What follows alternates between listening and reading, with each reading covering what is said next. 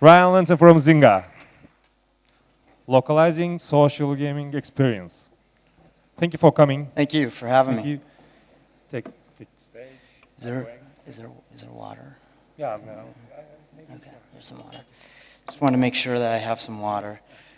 Well, I want to thank Webrazzi for having me, and this is the first time that Zynga has actually. Is there any way we can turn down the lights just a tad? I can't even see. It's the first time anyone from a Zynga representative has actually attended this conference, so we're pretty excited about it. I'm going to go through a quick presentation on the importance of localizing your content, but also kind of go into overview of what the social gaming industry is, who Zynga is in particular, and I'm going to give some interesting case studies that hopefully kind of will show how social games have evolved in its short lifespan.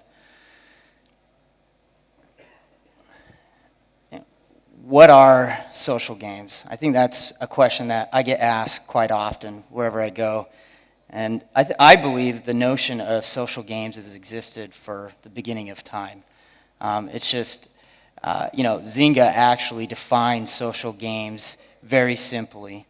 Fun with friends and family. Whether it was watching or sitting around the radio in the 50s and listening to it as a family, or watching videos at home in the 80s, or playing board games in the 90s, or going to the matinee. Now people are playing each other online. Why is it growing so fast compared to other game categories or genres? Well, it's easy to play. If you have a computer and you have broadband and you have a mouse, you can play. Anyone from, I hear stories all the time from their grandparents who are playing to, their young kids who sit on their lap and help them harvest crops in Farmville. In fact, today I was talking to someone who said, their 50-year-old aunt plays Farmville very actively, sets the alarm at 6 a.m. sharp, and gets up and harvests her crops. And that's a way that she socially engages with her. Another reason, that social gaming has kind of defined a new form of entertainment is, it's social and it's viral. Thousands of miles away, you can connect with friends and family in many different time zones. And, it's simply, whether it's posting on social platforms such as Facebook to help you with a quest or task, or if you're going to be away, I hear stories about this as well. If you're going to be away over the weekend and you're worried about your crops withering in Farmville, you can tell your friends, I'm going to be away, but I don't want my strawberries to die. Can you please make sure and take care of them over the weekend and feed my animals? I'm going to quickly go into the social game trend. Right here, I have a representative, relatively speaking, the TV industry. I have 4 of the top TV shows out there. I hesitated whether I should use this slide and these shows, but I actually watched one of these shows in my Turkish hotel room and figured, it's being broadcasted widely. I don't know if you can read it, but to the right, you have Dancing with Stars at 16.4 million viewers per week worldwide. American Idol, 15 million per week worldwide.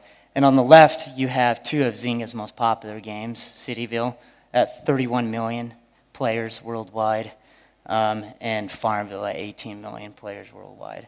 So you can see kind of how big the social game industry has become.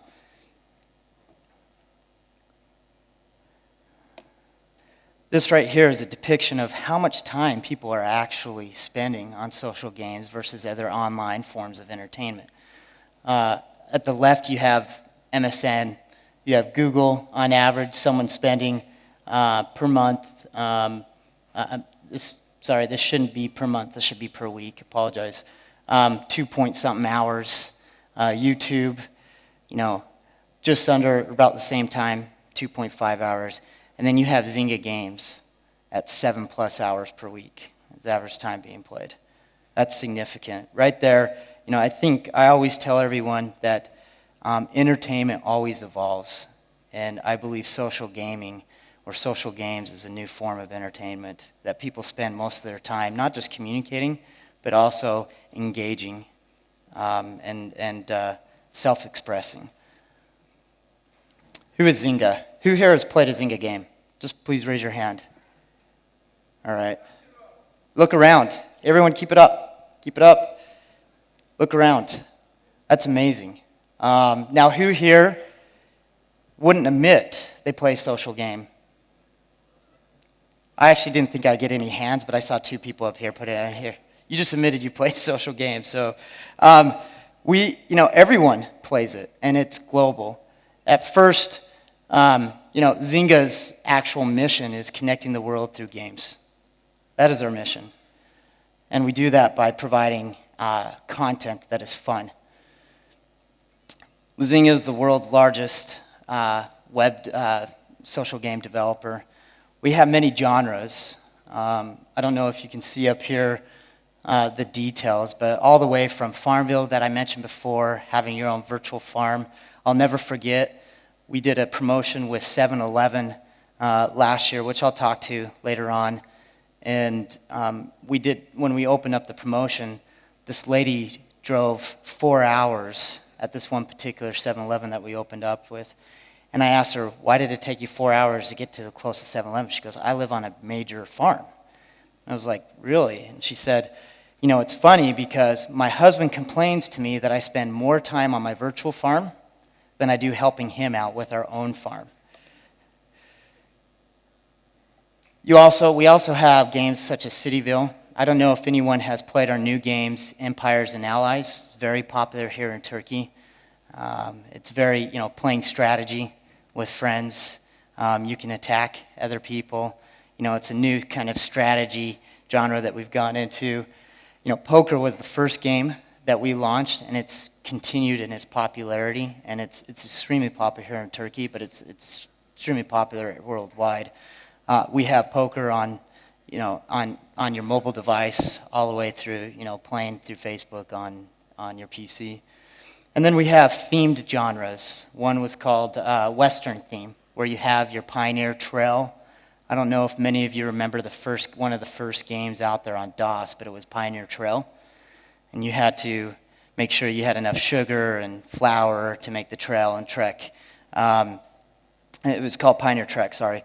We have a game that's very similar to that Western style, and it's called Pioneer Trail.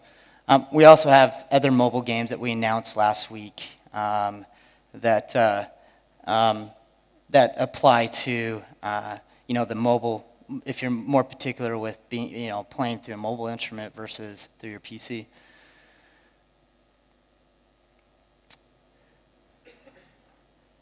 Just wanted to kind of give a scope of how many people are playing a Zynga game. 60 million daily users and 232 million monthly average users. That's a broad base. It's, everywhere we go, if you wear a Zynga shirt, where can I get one of those? I play those games. A lot of people, they find that when we first launched our Zynga games, we didn't have them localized, and that's something that I'm going to talk about more specifically. But they were in English, and we still reached these numbers. And so a lot of people, we were able to provide content, connect their friends and family, and we were able to provide fun, but we weren't quite able to provide them their preference of their native language. So now Zynga has really gone global. We're in 166 countries and in 17 languages. Last week we announced, we launched a new game, Mafia Wars 2. And we launched it in 17 languages, one in the Turkish language. And, all of our games, all of our games are going to be launched in multiple languages, and Turkish included.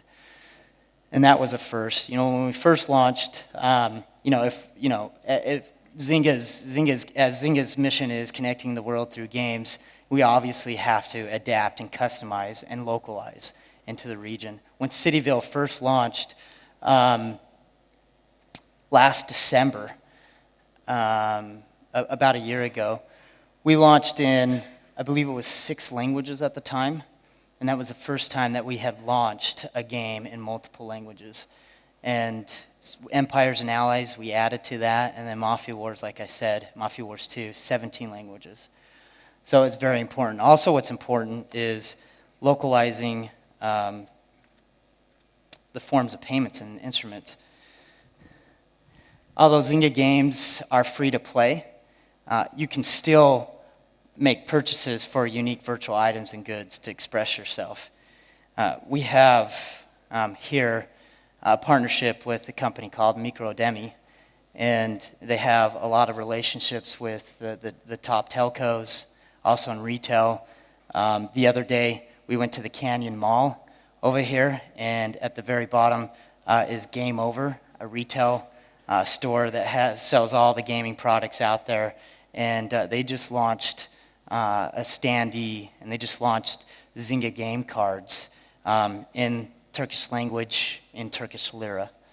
And so we find it very important to be able to provide a convenient way for people, players, who want to buy that unique or special virtual good in the game in their own language, but also in their own currency. It's very important. Real quick, one of the things that we've really tried to do is localize our game card program, which we brought to Turkey. In a short year, we've been able to expand this worldwide.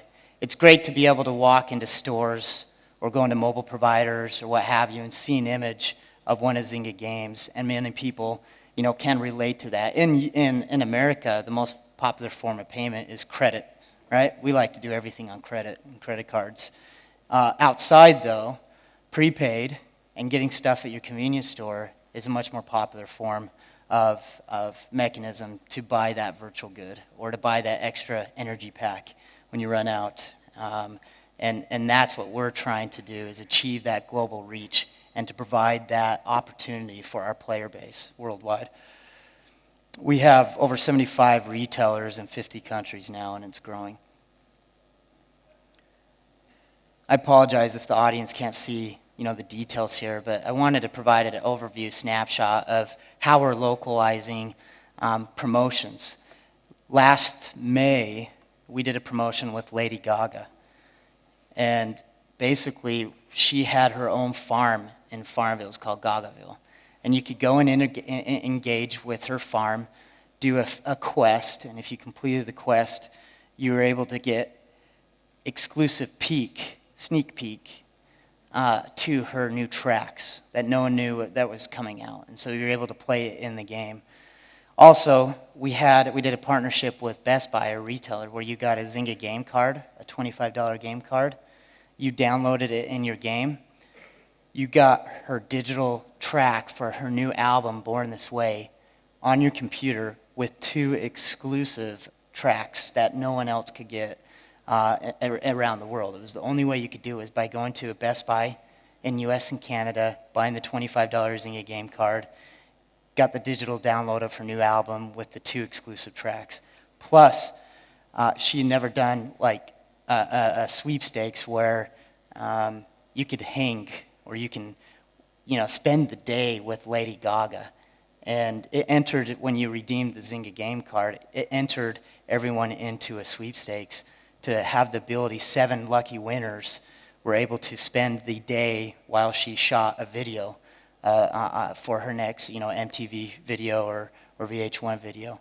And so that was a great opportunity to bring kind of entertainment, another form of, music, another form of entertainment to social games, virtual world into the real world, transactions into the game that occurred off the game. We also do banner ads at the bottom of our games, and we just launched many of those today in our popular games telling about our new relationship with Mikrodemi for the Turkish audience. So if you go into your game today, you'll see at the bottom, and you can click on it and learn more where you can pick up a Zynga game card. We also, we did an event in Taiwan. When Zynga came to Taiwan, we announced our Farmville Chinese game, and he did a concert around it. Jam Shao, which is equivalent to Justin Bieber. I don't know what your top artist here is in the US, but it was a significant performance. So you can see, we also just recently, I don't know if many of you are a Cityville player, but Enrique Iglesias, a very popular Latin American singer, came out with his announcement of his new album in Cityville, a Zynga game. And you were able to do some tasks, and actually had a live concert, a virtual concert of him on stage singing a song. So it's pretty unique. Our player base loves that interaction. You know, I think I wanted to also kind of explain why social games have such a large user base and why they're so fun and popular. It's the mechanics around it. It's creativity. For a Farmville player, it's not just having your own farm, but this is very, very common. They collect, they get all these virtual items and they put it into a beautiful silhouette. And their friends get to see it when they go visit. And they can change the appearance of it the next week. And it's a great way of expressing socially yourself. And also collections. Everyone has this innate drive to collect something or to win something. We have quests that if you do 6 out of 7, that you'll win a virtual good or you'll receive a virtual good. Here in Farmville, a gnome, a lawn gnome, if you're able to, collect and harvest all the items within the quest or task. And the last one is achieving status.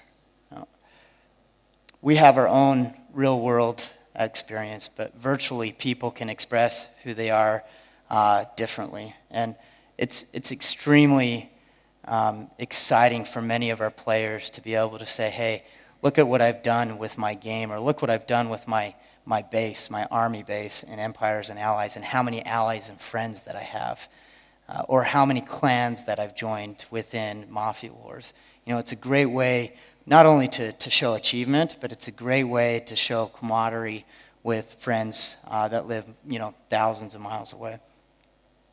I'm going to quickly go over a few Zynga case studies. We recently did a promotion with Best Buy in Cityville. I know this is a U.S. retailer, but Zynga hasn't gotten into a lot of in-game advertising until last, 16 months. We really make we really need to make sure that it's a part of the game experience, that in no way detracts from a player's love for the game, and that they see it as an added bonus to their gameplay. So it was the first branded retail store that we did. Almost 8 million people clicked to accept to build a Best Buy store. And then the average person engaged with it 12 times. Now, Best Buy's, one of their main objectives was to drive people to their Facebook fan page. One of their main objectives was to drive impressions and for that market share. And one of the things that they've spent a lot of money on was TV ads. Now, that's the traditional marketing medium. But with Zynga, we were able to track how many times they engaged with the store. And when the store, many of you have played Cityville, your store will have inventory. And when you've clicked it or too many people have gone in to visit it, it runs out of inventory and you've got to restock it.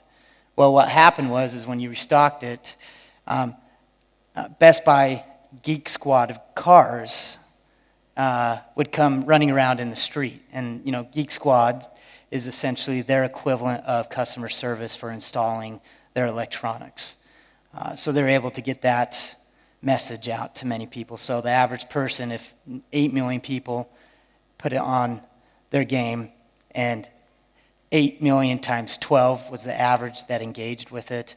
And then afterwards, they were able to get a unique virtual item. 7-Eleven promotion. This was a pretty unique promotion. As far as we could tell at the time, we hadn't seen a promotion that was really taking from the real virtual world, the gaming world, into the retail world. And 7-Eleven, we were confined, we were bound by time restrictions, and so we could only do it in participating 7,000 stores in all of North America. It was one of the largest promotions that they'd ever done. It had 15 branded products. You went into a 7-Eleven store, it was all Zynga. It was Farmville, it was Yeovil, it was Mafia Wars. You would go to the food section, and there would be a Mafia Wars pizza, a hot dog, hot coffee. You would go into the fresh food section, and there'd be a Farmville fresh salad or a sandwich. Or, one of the main objectives for 7-Eleven was they wanted, two main objectives. They wanted to expand their demographic. They had a very young demographic that was very male-oriented. They wanted to get the moms in there. They wanted to get, a little older demographic shopping in there. And then the second thing is they had their own version or brands in the store. So, of course, they had Coke and Pepsi, but they also had their own soda, 7-Eleven soda. They also had their own water. And so the water, they branded Farmville. Their ice cream, they branded Farmville ice cream. It looked like Jerry Garcia's ice cream. And with each redemption of those branded goods, you got a unique virtual good. So one of the most popular items sold was, that you could redeem, was a Neapolitan cow, a cow with a pink belly. Now, everyone wanted a cow with a pink belly, and they wanted multiple ones. And so they went to the store, they bought the 7-Eleven ice cream. I'm not allowed to share all the stats around it, but I can share a couple stats. In the 45-day campaign, there were 4 million codes redeemed, and ice cream, 73% of their branded ice cream in all North America was redeemed online. Think about that. 73% of ice creams that were purchased, eaten, cleaned out, got a code, and went online and redeemed it for a cow during that promotion. It was a major success. Our players did not feel like they were being advertised to at all. Many of them shift their behavior from getting coffee on the corner with another provider to trying coffee at 7-Eleven because they needed the coffee for their daily morning, right? But might as well go to 7-Eleven because I got a unique virtual good that I spend a lot of time in my game. I think that is, the future of advertising. We also had a McDonald's branded farm. You may think, well, how does that really mix? It's a great way to get a message across. So when you're playing a social game, you have your friends' icons at the bottom, and you would see for a day or two a McDonald's friend that was mandatory that everyone had during the campaign. And if you clicked it, you would get a free virtual good. And once you clicked it, you would go to a branded farm. And it would have certain messages in there. We've done it with entertainment, with new movie releases, many new movie releases. We've done it with financial institutions. We've done it all the way from restaurants. We did one with Frito-Lay, and the message that they wanted to get was the branded farm is engaging. It has action to it. So the branded farm for Frito-Lay, they wanted to get the message across that they're using organic chips. They're using local farmers. They really wanted to get that message across. They're using less, fatty materials in the production of their chips. They were able to engage millions and millions and millions of people and get that message across. And they felt like afterwards, when we took surveys, it wasn't an advertising campaign. They felt like they felt like a company was giving them a free virtual good for listening to a message or engaging with them. And that's the secret. They felt like Frito-Lay actually helped their social fun, and they connected them to a message about their product. I really appreciate, the invite and the opportunity to be here. I know my session was supposed to be short, and it looks like I ended up right on time. Thank you. Thank you.